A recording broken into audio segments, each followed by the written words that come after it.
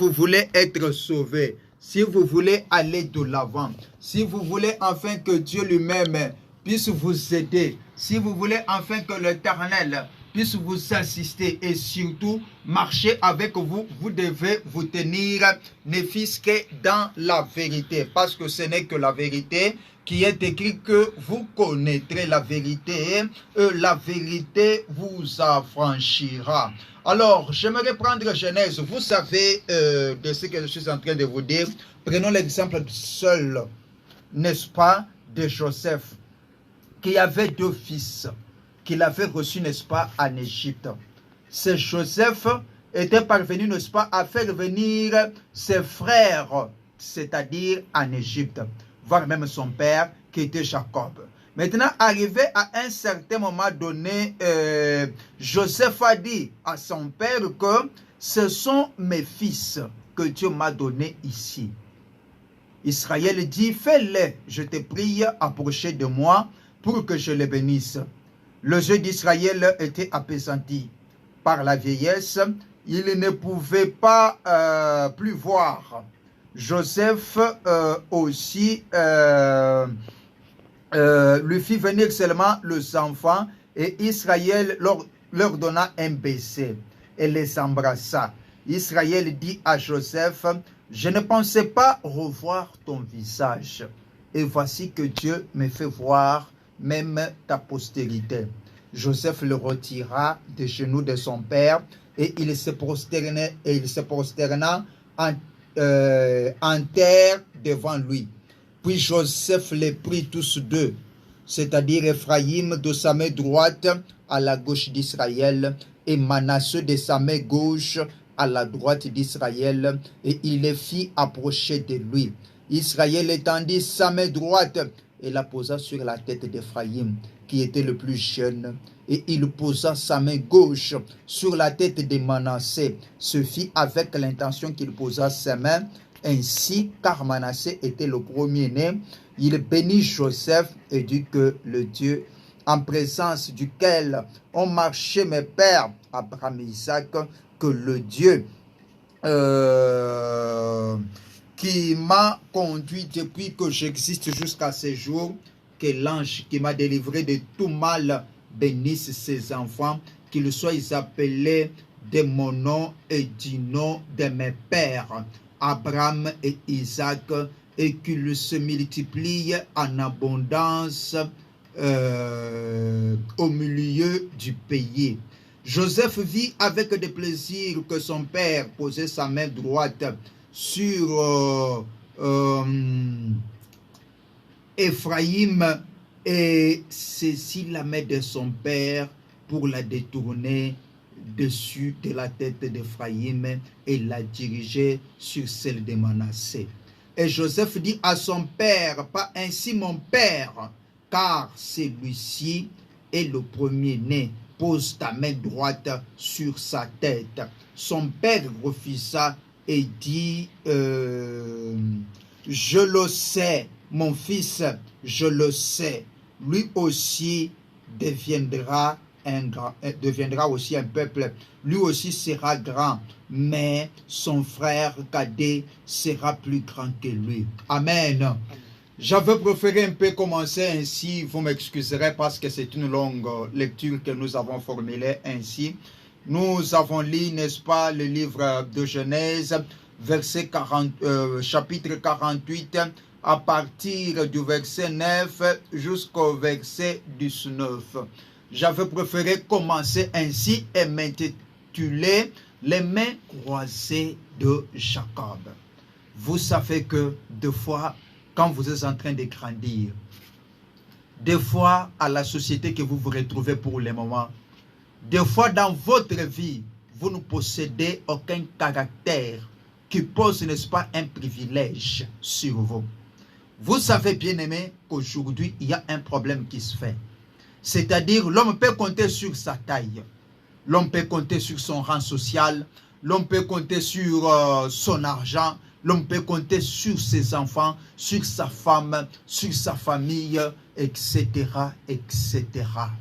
Mais il parvient des fois que vous voyez devant Dieu sans aucun de tous ces privilèges. Vous êtes ici une famille pauvre. Vous n'avez pas la capacité intellectuelle consistante. Vous n'avez même pas, n'est-ce pas, la beauté. Vous n'êtes pas costaud. Vous n'avez même pas la masse de pouvoir vous mesurer avec les autres. Donc, selon la société, vous êtes écartés. C'est ici le problème qui se pose entre Ephraïm et Manassé. Manassé était le premier-né de Joseph. Et Ephraïm était, n'est-ce pas, le plus jeune.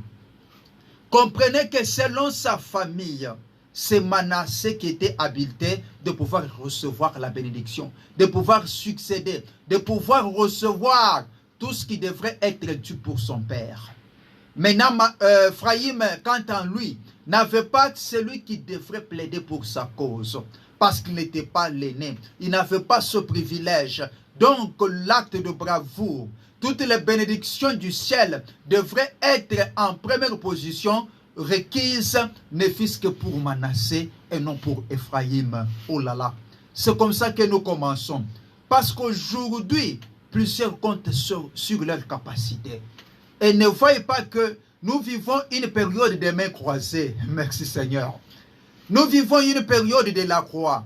C'est à la croix que notre Seigneur Jésus-Christ a dit que tout est accompli. Ce n'était pas pendant les fêtes, quand il changeait l'eau en vin, mais il est allé dire cela à la croix, quand il était dans la honte, c'est-à-dire quand il était traité comme un malfaiteur. Vous le savez, parce que c'est à la croix que tout devrait s'accomplir. C'est de là même dont il est écrit que l'acte même, dont l'ordonnance nous condamnait, il l'a déchiré, n'est-ce pas, par sa mort à la croix.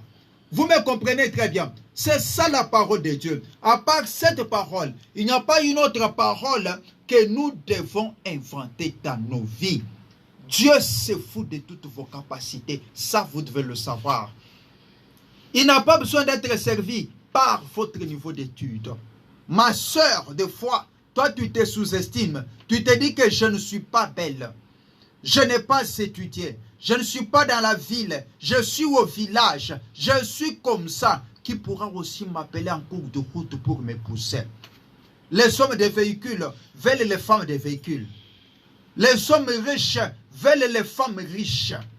Les hommes qui sont issus des familles considérables veulent toujours entrer dans les familles considérables. C'est-à-dire, un garçon d'un ministre veut seulement être en amitié avec une fille d'un autre ministre.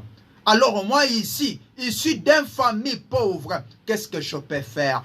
Dieu croise ses bras.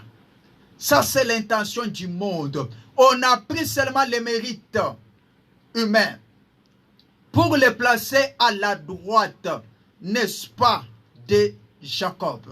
C'est-à-dire ceux qui devraient être, n'est-ce pas, vus par les gens, par le monde, par la chair.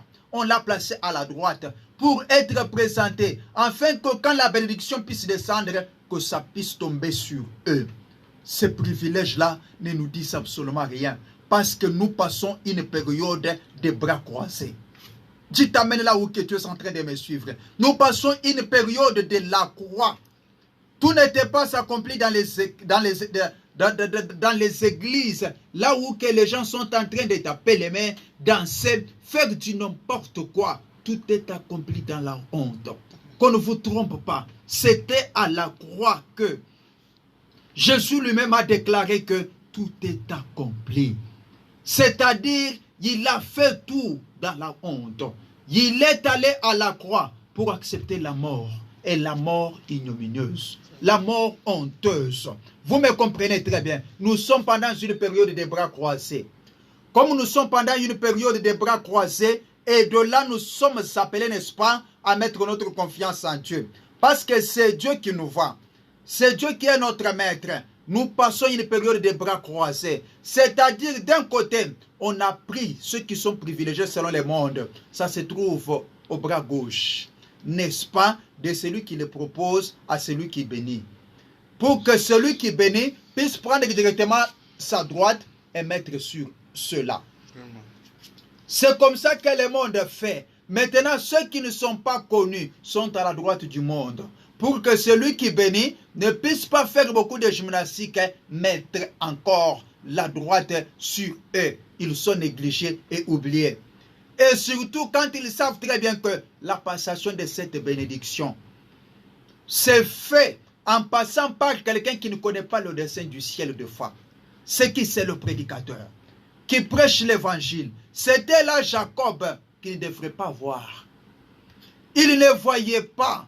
C'est pour vous dire que même le pasteur que tu vois, même ceux-là qui disent, qui montent et qui descendent, qui ouvrent les yeux et qui disent que je vois ton avenir. Non, je vous dis très bien que celui qui détient votre avenir, c'est le Seigneur Jésus-Christ. Votre avenir sera glorieux et non par les prophéties dont on est en train de reformuler sur vous, mais votre avenir sera meilleur à partir de votre vie, quand vous allez quitter la mondanité. Quand vous allez accepter, bien-aimé, afin de vivre la totalité de la parole, entendre la parole et la mettre en pratique. Vous dissociez de tout mal, refutez le diable. C'est alors que votre avenir sera glorieux par la foi. Comment expliquer quelqu'un qui a la foi? Même si tu as des mauvaises prophéties du monde, je vais te dire que ces prophéties-là ne peuvent pas avoir lieu. Parce que ta vie concorde, n'est-ce pas, avec la parole de Dieu.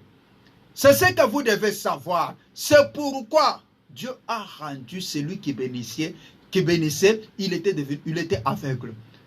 Et ne pouvait rien voir. Comme il ne devrait rien voir, celui qui devrait normalement bénir, c'était qui? C'était Dieu. C'est pourquoi même les pasteurs, même ceux-là qui disent aujourd'hui que nous sommes les prophètes, nous savons très bien que le destin de tout un chacun de nous réside dans les mains puissantes de Dieu. C'est Dieu qui nous voit. C'est Dieu qui voit notre destinée. Même si on va te dire aujourd'hui que tu es déjà maudit, entre dans ta vie. Regarde, est-ce que tu es en train de vivre conformément à la parole de Dieu? Tu as un problème avec quelqu'un. Est-ce que tu as fait quelque chose qui doit, n'est-ce pas, te promettre le mal? Qui doit, n'est-ce pas, t'accompagner à mal pour nuire ta vie?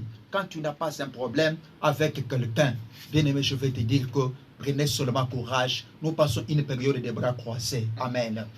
Nous passons une période de bras croisés. C'est-à-dire, vous avez remarqué vous-même, c'était Jacob qui a croisé les bras. Et puis la chair était en train d'insister. Père, ne fais pas ceci. Celui-ci ne connaît rien. Celui-ci n'a pas cette capacité de recevoir ta main droite. Mais lui ne savait pas aussi. Il le faisait par l'entremise du Saint-Esprit. C'est Dieu qui lui poussait à faire cela. Comme c'est Dieu qui le poussait à le faire, il a pris soin de le faire conformément à la parole de Dieu. Vous comprenez, c'est la période des bras croisés. Maintenant, les bras sont croisés, n'est-ce pas, pour nous bénir. C'est-à-dire, toi qui n'as pas les mérites de recevoir une bénédiction de la part de Dieu, de recevoir ce dont tu as besoin, ce dont tu es en train de vouloir dans ta vie, je vais te dire que tu l'auras quand tu vas accepter la honte. Quand tu vas croire la parole, quand tu vas te débarrasser de toutes tes pensées malsaines, c'est alors que tu vas accepter la croix, la parole qui est Dieu. Et de là, Dieu va te sauver. Dieu va te faire grand.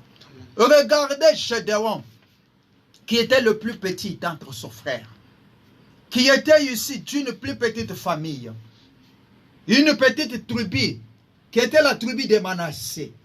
Vous voyez que c'est Gédéon qui n'avait pas la puissance. Il s'est vu être appelé héros. Vous comprenez? Par bras croisés de Dieu. Et Gédéon devrait être là pour pleurer des fois. Pour se dire des fois, je ne sais pas si je suis héros. Je ne suis pas héros pour des conditions que je suis en train de passer. Il refusait, pendant que les cieux avaient déjà croisé les bras, pour prendre ce qui était dû aux voyants. À ceux-là qui se tapaient la poitrine, c'est nous. C'est nous, c'est nous. Pour le placer sur Gédéon, celui qui n'était même pas connu. Et l'a appelé héros, avant même de passer par la bataille. Et quand Dieu lui a parlé ainsi, ce que Dieu avait dit à Gédéon, c'était accompli. Vous me comprenez, bien-aimés? C'est pourquoi prenez Dieu au mot. Écoutez la parole de Dieu. Et je vais vous prier de mettre cette parole en pratique. C'est quand vous allez mettre la parole de Dieu en pratique que l'Éternel va vous bénir. Parce que nous passons une période de bras croisés. Ça, je suis en train de vous le dire. Et c'est normal. C'est ça même la parole de Dieu. Il n'y a pas moyen de pouvoir changer cette parole. Il n'y a pas moyen de la modifier. Prenons maintenant le deuxième grand point. Les bras croisés de Jacob signifiaient la croix. Il n'y a pas du salut de Dieu sans passer par la croix. Tu dois accepter son opprobre. Tu dois accepter la honte de Dieu. Tu dois accepter d'être humilié. De croire la parole de la honte. Ce n'est pas la parole de la gloire. Qu'est-ce que nous voyons aujourd'hui? Nous remarquons que quand les gens sont en bonne santé, là, ils louent Dieu. Ils disent que Dieu est grand. Dieu est grand quand il est en train de rouler dans un véhicule d'un grand prix. Quand il y a un problème, n'est-ce pas, de la joie dans son foyer, là, il dit que Dieu est bon. Il le croit. Mais quand Dieu devient maintenant une souffrance, il ne peut pas croire. Il dit que celui-ci, c'est quel Dieu que je peux croire aujourd'hui? C'est quel Dieu normalement défend moi, qui me fait manquer l'argent, et pourtant c'est le Dieu véritable. Il a un moment où il doit sonder ton cœur. Il a un moment où il doit voir la disposition de ton cœur. Bien-aimé, c'est pourquoi tu dois savoir ces moments-là. C'est pourquoi tu dois savoir comment est-ce que ce Dieu-là est en train d'évoluer. C'est la parole de Dieu. C'est comme ça que Dieu est en train d'évoluer. C'est comme ça que Dieu est réel dans notre vie. Nous qui l'avons cru, nous acceptons que c'est un Dieu de la honte. C'est en croyant dans la honte, nous qui sommes ses enfants, que nous allons passer, n'est-ce pas, par ses promesses merveilleuses. Et par là, il va nous bénir. Bien-aimés, croyez très bien. Jésus était là. Quand il faisait les miracles, quand il faisait tout, il y avait une foule. Un jour, Jésus était parvenu à se retrouver placé dans un même rang avec le malfaiteur. Il était crucifié. Quand Jésus fut crucifié, il n'y avait pas de personnes qui étaient considérées comme étant des proches. Tout le monde était devenu loin. Tout le monde était loin de Jésus. Et personne ne devrait pas s'approcher de lui. Pourquoi? Parce qu'il était devenu honte. Mais quand c'est Jésus rendait l'eau, enfin, il y avait les gens qui étaient là et qui disaient Amen et qui les glorifiaient. Pourquoi? Parce qu'il faisait les miracles. Mais quand ces gens ont vu que Jésus est à la croix, ils ont dit que ce n'est pas ce moment de l'espoir, mais l'œuvre de Dieu continuait. Dieu était en train de sauver. Dieu était en train de le faire. C'est ça les bras croisés. Faites attention quand Jésus est considéré comme honte.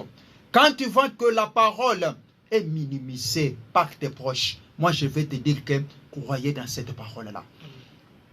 Quand tu vois que tout le monde s'éloigne de Dieu parce que les conditions deviennent difficiles, moi je vais te dire que attache-toi à la parole. Quand tu vois que tu vis dans les désespoirs selon la chair, il n'y a aucun espoir, tu n'as pas de vision, tu n'as pas de prophétie qui t'encourage. Moi je vais te dire que persévère parce que tu es à la croix. À la croix il n'y a pas de vision. À la croix il n'y a pas de musique. À la croix il n'y a pas de danse. À la croix il y a n'importe quoi. Là c'est toi en face de Jésus. C'est toi qui seras en face de Dieu. C'est le calvaire. C'est le point final dont Dieu doit se manifester dans ta vie. Vous me comprenez très bien. C'est comme ça que le Seigneur est en train d'agir dans nos vies. Parce qu'il est un Dieu réel. Quand Jésus était à la croix, la même histoire se répète. Il s'est retrouvé mis au rang des malfaiteurs. Et de là, quand il marchait, quand il allait même pour être crucifié, il y avait une foule derrière lui qui parlait des histoires. Et Jésus disait une parole que j'ai toujours aimée. Ne pleurez pas pour moi, mais pleurez plutôt pour vous et pour vos enfants. Si des fois on fait ceci au bois vert, qu'en sera-t-il du bois mort? Il voulait dire que si moi qui ai la vie en moi, moi qui ai apporté la parole, moi qui suis venu pour sauver l'humanité entière, on ne me reconnaît pas à ma qualité de Messie. Je suis rejeté et malmené comme ça. À combien plus forte raison, vous qui n'avez pas la vie, qui devrez recevoir la vie auprès de moi, parce que les bois morts, on devrait nous greffer. N'est-ce pas au bois qui a fait la vie? C'était lui Jésus, pour que nous puissions prendre sa vie et porter ce fruit qui était en lui.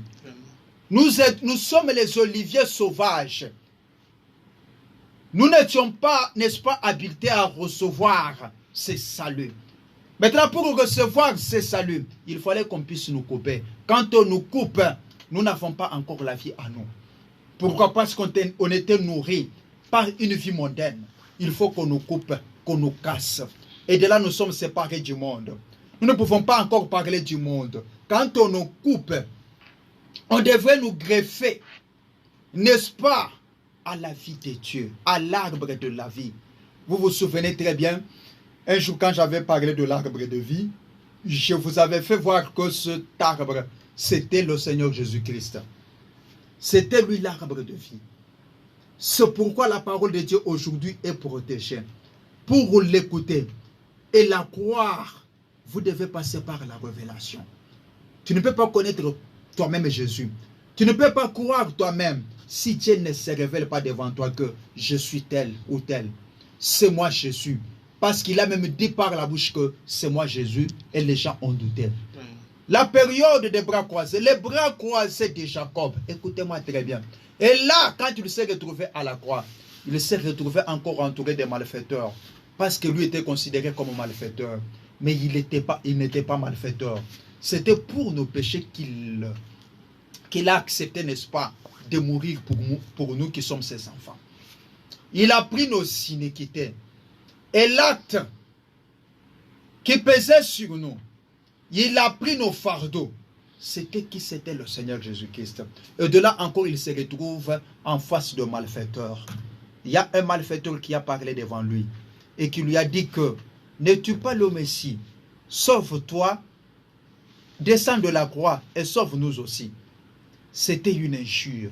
Parce que quand vous voyez quelqu'un qui n'a pas la parole de Dieu, même sa prière, il est écrit que ce sont des injures devant Dieu. Si tu ne fais pas la volonté de Dieu.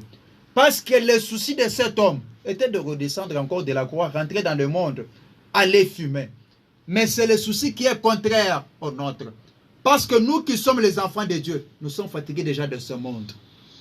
Ce monde de désarroi, ce monde de problèmes, ce monde des injures. Quand nous prions, c'est pourquoi j'ai toujours eu la nausée quand j'entends souvent des prédicateurs qui prêchent surtout sur les bénédictions, qui disent aux gens, vous allez demeurer, faites ceci, comme si nous sommes éternels dans ce monde, comme si on devrait rester pour du bon dans ce monde. Et ils oublient qu'ils devraient prêcher la vie éternelle.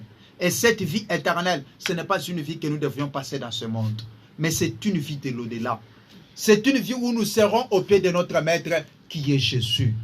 Vous me comprenez très bien. C'est ça la parole de Dieu.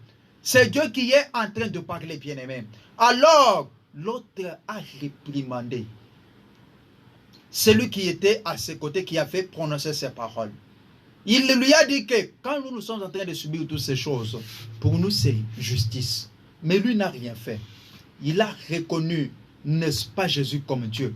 Il a confessé. Il a dit que souviens-toi de moi quand tu seras dans ton royaume. Vous comprenez? Jésus lui a dit que aujourd'hui même, je serai avec toi dans le paradis. C'est parce que cet homme-là a vécu à un moment où Jésus ne devrait pas être même perçu comme étant un sauveur. Un moment de la honte.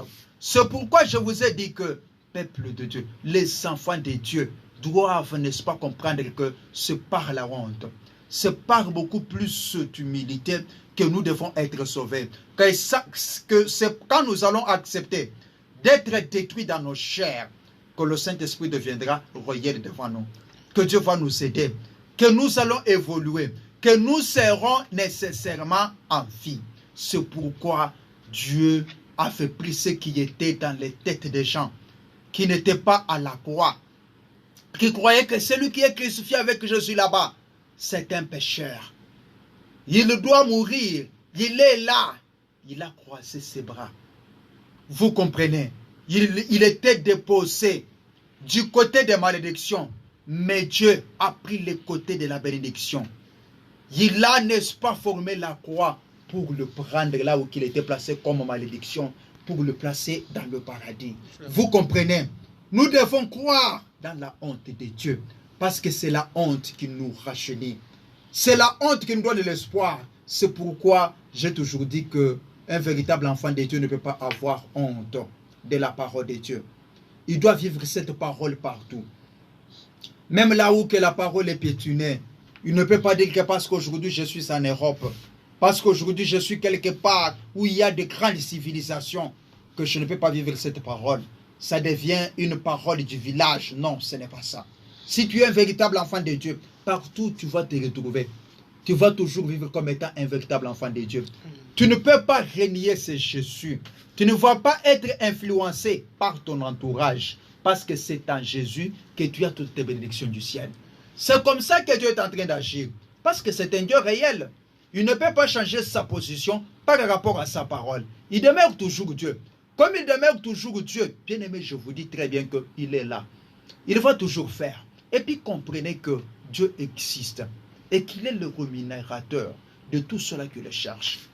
Et cette rémunération, si vous avez des incapacités, je vous dis aujourd'hui que nous passons par une période des bras croisés. C'est-à-dire Dieu va croiser ses bras. Pour que vous puissiez accepter que les bras de Dieu soient croisés, acceptez-vous premièrement comme étant un pécheur. Il ne faut pas vous renier. Vous verrez la grâce. Parce que c'est ça même la grâce, la bonté imméritée de Dieu. C'est que vous n'avez pas la tendance, l'intention de pouvoir mériter, je veux vous dire tout haut que vous allez le mériter. Et c'est là au nom du Seigneur Jésus-Christ. Vous m'écoutez très bien. Les bras croisés de chacun. Nous avons des interprétations partout que nous allons. Celui-ci ne fera absolument rien. Celui-ci ne peut pas devenir tel. Celui-ci ne peut pas assumer une fonction pareille. Ça, c'est le monde qui propose. Mais je te dis que là au ciel, il y a quelqu'un qui dispose. C'est qui? C'est le Seigneur Jésus-Christ. Lui a besoin seulement de ta foi. Il n'a pas besoin de tes diplômes, de tes bacs. Il n'a pas besoin, n'est-ce pas, de ta beauté. Il n'a pas besoin de ton appartenance tribale. Il a seulement besoin de ta foi. Il voit seulement ton cœur. Comme celui qui voit seulement le cœur. Moi, je te dis que crois seulement dans la parole. Et puis avancer tout simplement, tu verras la gloire de Dieu. C'est comme ça que Dieu est en train d'agir. Donc dans les 25 minutes qui nous restent, j'avais préféré vous donner nos coordonnées et puis qu'on commence, n'est-ce pas, à marcher tous ensemble. Je vais vous donner le numéro, c'est le 085 85 encore. Combien? 900. Et 85. 85 à la fin. 085 85 encore 9 00 85 à la fin. 085 85 encore 9 00 85. Ou soit vous pouvez appeler sur RTL 097 037 00 77. 097 037 0077. Quand vous allez envoyer, n'est-ce pas, votre SMS dans ces deux numéros, ou soit nous appeler, vous allez passer en direct et puis nous allons vous lire. Si c'est un message secret, nous allons conserver ça pour pouvoir décortiquer ça par après. Si c'est pour la prière, nous allons prier. Et puis, je ne viens pas ici prêcher pour vous appeler à entrer à adhérer dans mon église, mais j'ai une mission devant ce micro, c'est pour que vous puissiez changer votre vie. C'est pour que là où que vous êtes, vous puissiez accepter de quitter la confusion, que vous puissiez croire que Dieu existe et que Dieu est le mal, comme Dieu a la haine contre le mal. Vous devez aussi croire que le mal ne peut pas vous faire avancer. C'est ça l'essentiel. Pourquoi? Parce que le monde a sa vision. Le monde a placé selon ses catégories. Vous voyez, quand quelqu'un quitte comme ça, il avait un enfant, comme c'est l'enfant de l'ancien président. Donc c'est lui le mieux disposé pour assumer n'importe quelle fonction. Comme c'est l'enfant de l'ancien directeur, celui-là qui est bien disposé pour faire ceci, pour faire cela. Mais je vous ai dit que Dieu n'est pas comme ça. N'est pas soumis aux lois humaines. Dieu a sa loi, c'est-à-dire crois seulement, tu verras ma puissance. Quand tu vas croire, tu verras la puissance de Dieu. Et puis celui qui croit ne peut pas regarder même sa taille, ne peut pas regarder même sa beauté, parce que David a cru. Quand Samuel était venu, il avait pris, n'est-ce pas, la bénédiction. Il avait regardé comme ceux qui étaient destinés à la royauté en Israël. Il avait aussi son choix. En tant que la chair, il a regardé les enfants géants, le premier-né, qui devrait être loin comme étant des rois. Mais Dieu du ciel a regardé. Il a trouvé que non, moi je vais inverser les mains. Moi je vais former la croix. Ce n'est pas ce que toi tu as vu là, Samuel. Parce que toi tu prends soin, tu regardes l'apparence. Mais l'Éternel ne prend pas soin de l'apparence. Ne prend pas soin du rang social. Ne prend pas soin de n'importe quoi. Mais l'Éternel prend soin, n'est-ce pas, de la foi. Il regarde le cœur. Allô? Allô? Allô, dada, mna kushikia. Sema yeko.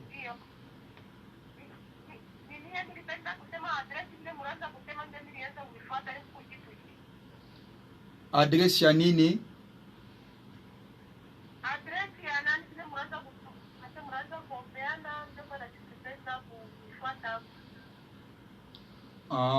Sawa. Mimi nakuonesha hata kitu kimoja.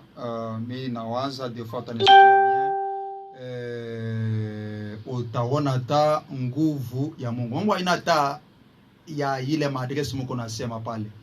Mambo ni kumwamini Mungu. Hata pale huko utaweza hata kumuita Mungu, Mungu atashuka. Haina vile beko na mionesha usema hata hivi ukwe kwangu uko pale peko kanisa, haina vya vile. Paka vile miko na miambia ni verite. Ni kusema nini? Kia kwanza ni kuangalia defa maisha yako. Kama kunaona defa ke pashana hata na mambo moya na muntu na mwenzangu, defa unapasha kuendelea mbele. Angalia mbele maisha yako.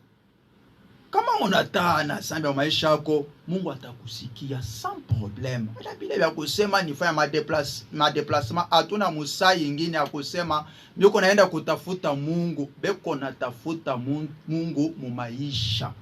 Haina kusema nitatoka hapa juu ya kwenda kukilima, juu ya kuomba, hapana bya vile. Hatuna tena muile periode ya kufanya madeplasement. Paka pale uko angalia maisha yako uibadilishe. Umwamini Mungu, umwinvoke, atashuka pale uko. C'est ça ce que je peux te dire. Des fois vous avez confondu. Ce que je veux, j'apporte la vérité. Deux fois, quand vous dites que vous pouvez vous déplacer, on n'a pas chata pour faire un déplacement, Dieu quoi pale niko, Dieu ya ni miombei, ni kintu kizuri. Hakuna mambo, ni ta miombei. Mais kizuri ni kumujue Mungu. Kama uko deja mu possibilité ya kumuita Mungu, atashuka maisha yako. Utamuona ni Mungu wa ukweli. Ce qu'il a dit va s'accomplir dans ta vie. Il n'y a pas de zizanie là-dessus. C'est parce que vous, des fois, vous vous compliquez dans vos vies et puis vous donnez, n'est-ce pas, l'espoir à ce dont il ne faut même pas donner l'espoir. Moi, je suis là. Je suis en train de vous parler. La première, parce que je ne veux pas ce que vous puissiez croire que je suis en train de chercher le croyant. Le croyant, c'est pour Jésus. Le croyant, c'est pour Jésus. Si vous voyez quelqu'un venir vous dire que nous avons besoin de croyants, non, le croyant, c'est pour Jésus. On n'a pas les croyants d'une église. Bonsoir frère, dis-moi comment on peut recevoir la bénédiction.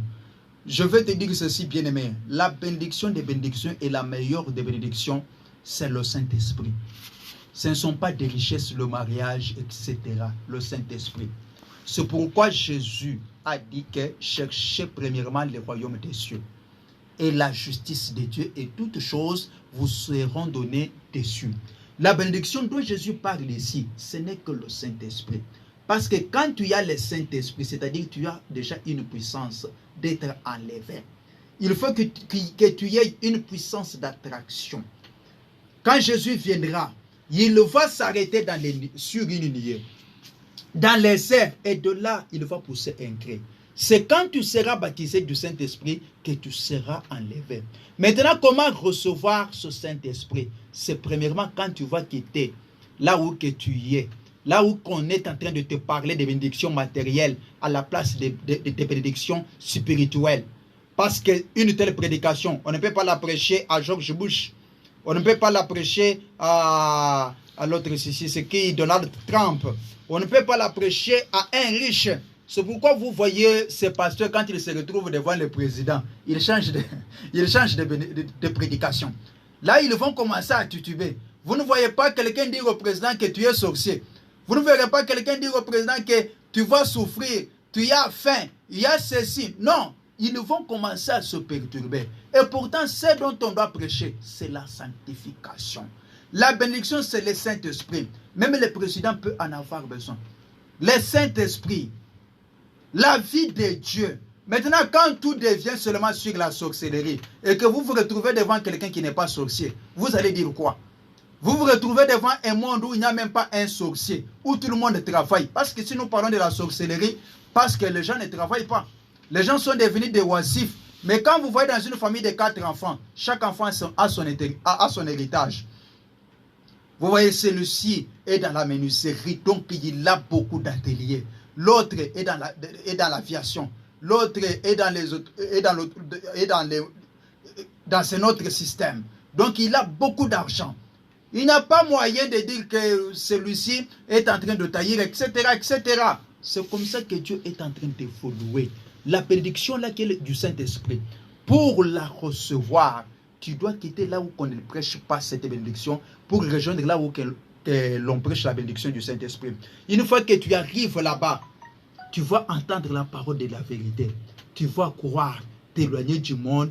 Dieu va te baptiser du Saint-Esprit. Tu seras héros, mon frère. Et toute chose que tu as besoin, si c'est le mariage, si c'est n'importe quoi là, ça va venir de soi. Parce que tu es déjà un citoyen céleste. Bonsoir, papa. Vraiment, votre message, ça me touche, papa. Mais que Dieu te bénisse.